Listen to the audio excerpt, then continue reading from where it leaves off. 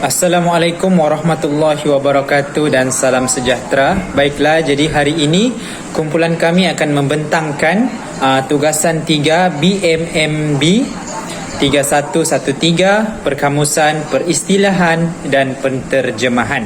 Jadi ahli kumpulan kami adalah saya sendiri, Muhammad Fadullah Hadi bin Rizal Hadi, Muhammad Rafi bin Abbas, Muhammad Iqmal Afi bin Muhammad Tarmizi dan juga Muhammad Aiman Haikal bin Osman. Okey. Baiklah, seterusnya mari kita lihat isi kandungan yang akan kita rungkaikan selepas ini. Yang pertama, kita akan melihat definisi penterjemahan. Yang kedua, kita akan melihat analisis kaedah penterjemahan berdasarkan bahan autentik. Seterusnya yang ketiga, kita akan melihat kaedah penterjemahan. Dan akhir sekali adalah rujukan dari yang kita telah buat. Baiklah, kita teruskan dengan definisi penterjemahan. Jadi terjemahan ini merupakan satu aktiviti menggantikan bahan teks dalam bahasa sumber kepada bahasa teks dalam bahasa sasaran. Jadi penterjemahan sebagai pemindahan wacana dalam bahasa sumber dengan wacana padanannya dalam bahasa sasaran menurut Catford 1965. Seterusnya, Ainon Muhammad dan Abdullah Hassan 2010 dia berpendapat bahawa terjemahan merupakan aktiviti komunikasi antara satu bahan dengan bahan lain dan antara budaya dengan budaya yang lain. Jadi itu adalah serba sedikit kita dapat rungkaikan tentang definisi penterjemahan. Okey, jadi seterusnya saya serahkan kepada rakan seterusnya untuk membentang. Baiklah, seterusnya kita pergi kepada kaedah terjemahan. Kita ada dalam kaedah terjemahan ni terdapat 4 kaedah. Yang pertama kaedah pinjaman, yang kedua kaedah peniruan, yang ketiga kaedah penggantian dan yang keempat adalah kaedah transposisi. Keempat kaedah ni merupakan terkandung dalam kaedah terjemahan. Okey. Baiklah, seterusnya kita pergi kepada kaedah pinjaman, iaitu kaedah yang pertama dalam kaedah terjemahan, kaedah pinjaman. Kaedah pinjaman digunakan jika terdapat pertembungan atau kontra antara dua bahasa yang berbeza. Ini terjadi apabila sesuatu unsur atau perkataan itu tidak wujud di dalam bahasa sumber atau bahasa sasaran dari segi istilah, konsep, teknik dan lain-lain. Menurut Putri Roslina pada tahun 2005, kaedah pinjaman kata terbahagi kepada dua, iaitu dipinjam secara terus atau secara ortografi. Okey. Ini contoh dia. Dan ni menggunakan ayat dalam bahasa Arab. Okey. Ijtama'atil usratu ala ma'idatit ta'am litanawulil ghadha. Al-at'imatu kathiratun tazidu an hajatil usrah. Maksud dia dalam bahasa Melayu, sebuah keluarga telah berkumpul di meja makan untuk menjamu makan tengah hari.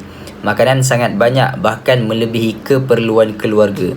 Okey, perkataan di atas merupakan perkataan yang mengalami perubahan dari segi ejaan ke bahasa sasaran tanpa menjejaskan maksud dan bunyi yang sedia ada dalam bahasa sumber. Ini adalah kerana perkataan dari bahasa sasaran tersebut merupakan pinjaman daripada bahasa sumber, iaitu bahasa Arab, dan tiada padanan yang sesuai ataupun perkataan tersebut tidak wujud dalam perbendaharaan bahasa sasaran, iaitu bahasa Melayu. Ini kita dapat lihat contoh dia yang dibagi, yang perkataan yang di kotak itu, iaitu hajatil usrah, iaitu keperluan keluarga. Okey, seterusnya kita pergi kepada pembentang yang seterusnya, iaitu saudara Aiman Haikal. Okey, saya akan meneruskan pembentangan ini untuk slide yang seterusnya, iaitu kaedah peniruan. Kaedah peniruan ini berlaku apabila istilah peminjaman ini ditiru dari segi penyampaian ataupun dari segi struktur. Yang kedua, Ini terbahagi kepada dua, iaitu peniruan penyampaian dan juga peniruan struktur. Peniruan penyampaian ini adalah kaedah yang tidak mengubah struktur bahasa sasaran. Ia dibuat dengan menyerupai bunyi, sebutan atau perkataan daripada bahasa sumber. Kita lihat contoh. Contoh di atas adalah di dalam bahasa Arab yang diterjemahkan kepada bahasa Melayu. Okey. Dan dalam bahasa Arabnya dia berkata qala al-abu banqut ta'ami fikratun limusa'adatil fuqara'i wal muhtajin nudi'u fihi al-at'imah, yang bermaksud ayah berkata bank makanan adalah salah satu idea untuk membantu fakir miskin dan orang-orang yang memerlukan. Kita menyimpan makanan di sana. Di sini adalah daripada bahasa Arab yang diterjemahkan kepada bahasa Melayu. Okey. Perkataan di atas menggunakan istilah pinjaman yang ditiru secara langsung daripada bahasa sumber. Iaitu bila kita dapat lihat ayat di atas, iaitu Al-Fuqara yang telah di-highlightkan, apabila ditranslate ataupun ditafsirkan menjadi bahasa Melayu, iaitu fakir. Ia membawa makna yang sama dan juga merupakan padanan yang sama serta dekat dengan bahasa sasaran. Al-Fuqara dan juga fakir adalah maksud yang sama dan juga perkataan yang hampir sama dengan bahasa sumber, iaitu apabila diterjemahkan kepada bahasa Melayu, ini hampir sama dengan bahasa Arab. Baiklah, untuk slide yang seterusnya adalah bagi kaedah penggantian. Kaedah ini dilakukan dengan mengekalkan perpindahan maklumat pada peringkat leksikal dan juga sintaksis. Setiap perkataan dalam bahasa sumber ini dapat digantikan dengan persamaannya di dalam bahasa sasaran. Pada masa yang sama juga, tak ada perubahan besar yang akan berlaku jika struktur bahasa sumber dipindahkan kepada bahasa sasaran. Okay, kita lihat contoh. Contoh ada lagi, sekali lagi di dalam bahasa Arab, iaitu qala al-abu nudi'u fihi jami'a anwa'il at'imah.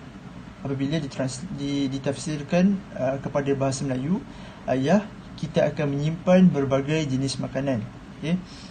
Okey, ayat di atas ini telah diterjemahkan secara penggantian istilah yang sama daripada bahasa sumber kepada bahasa sasaran dan membawa maksud yang sama walaupun dia mempunyai perbezaan antara kedua-dua bahasa. Kita dapat lihat perbezaan di antara bahasa Arab dan juga bahasa Melayu, tetapi apabila diistilahkan ataupun ditafsirkan, ia membawa maksud yang sama walaupun ada bahasa yang berbeza ataupun berbeza dari segi struktur ayat. Itu adalah untuk kaedah penggantian.